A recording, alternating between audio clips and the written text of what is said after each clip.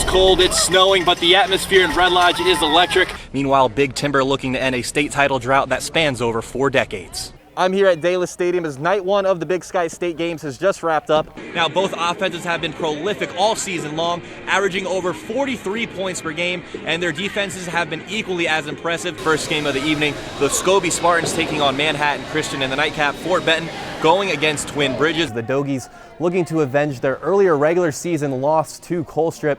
Meanwhile, the Phillies looking to move to 9-0 on the season. It's the Laurel Locomotives, it's the Billings Central Rams in the State A title game. It's the 75th all-time meeting between these two teams, but the first to occur in the state championship game. And what a weekend it was. We had some great matches, along with some history being made along the way, most notably by Fergus County High School's Cooper Birdwell, who was looking to wrap up an undefeated career as a Golden Eagle. SWX Montana's Dominic Delfidio caught up with the team ahead of their state championship quest this weekend. The Big Timber girls basketball team continues to make history this season as they roll into the State B tournament with a perfect 21-0 record, and in the process, ending a divisional title drought that spanned over 4 decades. Shoot around the morning of the championship, I had him look at our divisional banner, and the last divisional championship we had was in 1980. So I said it's been a long time. We've only had one. It's been too long. We need to bring another one home to Big Timber. While Coach Kim Finn and the rest of her team enjoy their divisional championship, they know the ultimate goal still awaits them: state. We're pushing really hard. Last year kind of sucked, and it makes us a little sad that we didn't get the chance. We kind of choked a little bit. So this year we're pushing as hard as we can, and we're not letting up. This is what we're pushing for. We worked for it all summer, all school year. It would mean a lot to the school and the community, to just everyone. The Herders will enter the state tournament as favorites, which is nothing new to them, as they'll be the first to tell you getting each team's best shot night in and night out has prepared them for this moment.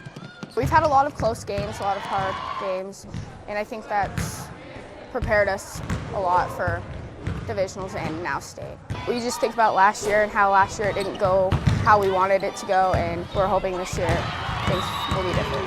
We know any team can be beaten if they don't show up, so we're trying to just focus on our defense and playing as a team, and hopefully it works out for us. But we're trying not to overlook anybody and just playing as hard as we can every game. The Herders start their state title quest Wednesday at 1 o'clock against Anaconda. Reporting in Big Timber, Dominic Delfidio, SWX. SWX Montana's Dominic Delfidio brings us this story of one of Billings Senior's top student athletes. He always felt like he had something to prove. Yeah. Ethan Winya there on the steal. One of my favorite guys I think I want to talk about in this game. Being a 3-sport athlete in high school is an accomplishment in itself. But add in 7 AP courses, a presidential scholarship, and a perfect ACT score, and you'll get Billings Senior's Ethan Winya. He says earning straight A's became a regular occurrence at an early age, and it was something he wanted to build on. Eventually, it became consistent enough that it was something I was proud of and something I wanted to excel at. So I put the work in, worked hard on it, and got here.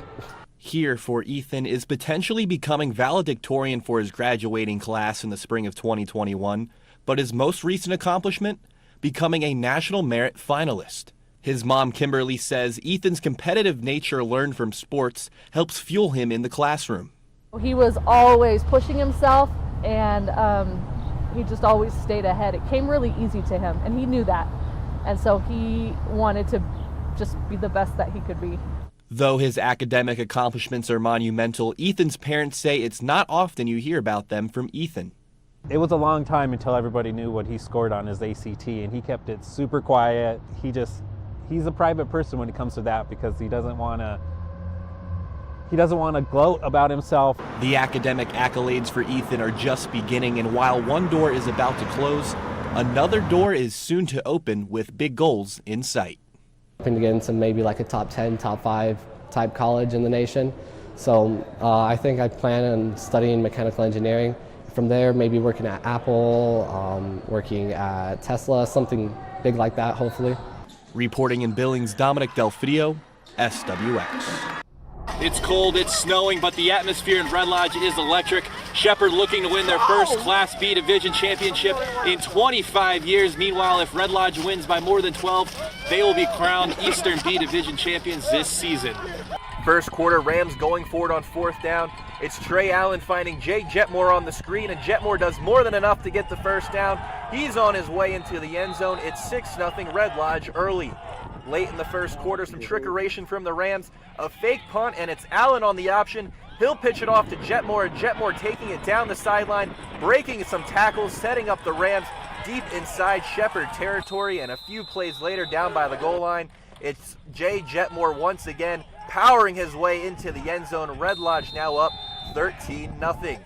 Shepherd looking to get the offense going, and Sean Garcia-Spindell hooking up with Braden Lammers, and Lammers takes this one deep inside Rams territory, setting up the Mustangs 1st and goal, and a few plays later, it's Lammers across the middle. Touchdown for the Mustangs. It's now 13-6. On to the third quarter, Rams looking to extend their lead.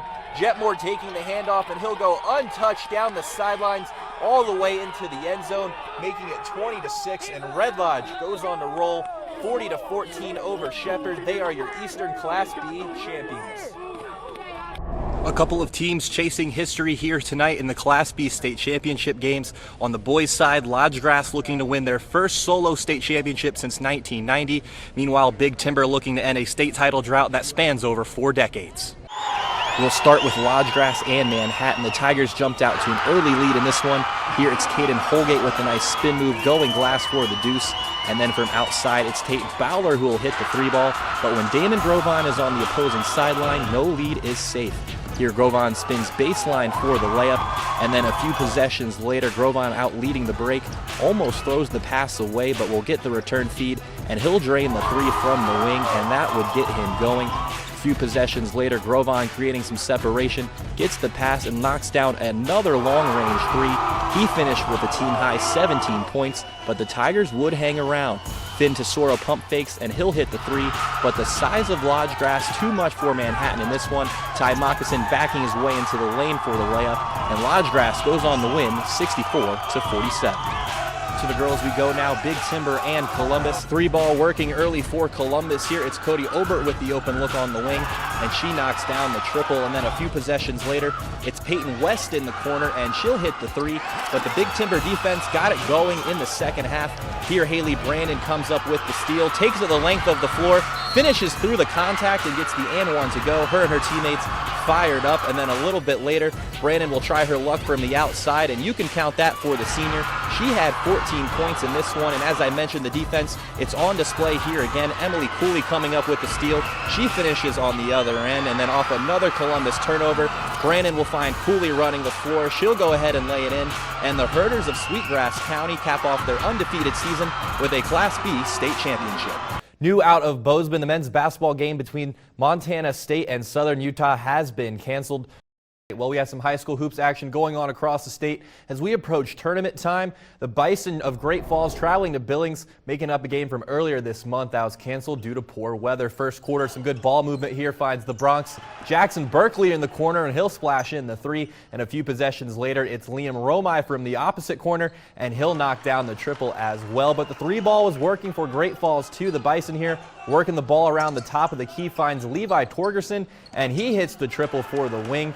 From the wing, and now the Bison out running here. It's Torgerson again, dumping the ball off to Drew Wyman, and Wyman lines up the 3, and he knocks it down. He's fired up, getting back on defense, but the Bronx here, Romai driving baseline, and he'll get the lay-in to go, but the Bison just too much in this one. They take down the Bronx 71-61. The second set now, Rocky up 1-0, and once again, it's Allen with the powerful spike for the kill, but not to be outdone. The Jackets with a great answer here. Diving effort by Maddie Vigil keeps the possession alive, and once again, Mahowald there for the spike, and set point now for the Bears. Wee Ying Wu gets set up perfectly, and she gets the kill. Bears go on to win the set, and they'll go on to win the match as well, 3-1. Shifting over to high school hoops, the regular season drawing to a close, but over at West, they continue their impressive season. The Bears are now 10-0 with their most recent win, coming over Bozeman, a 21-point victory on Saturday.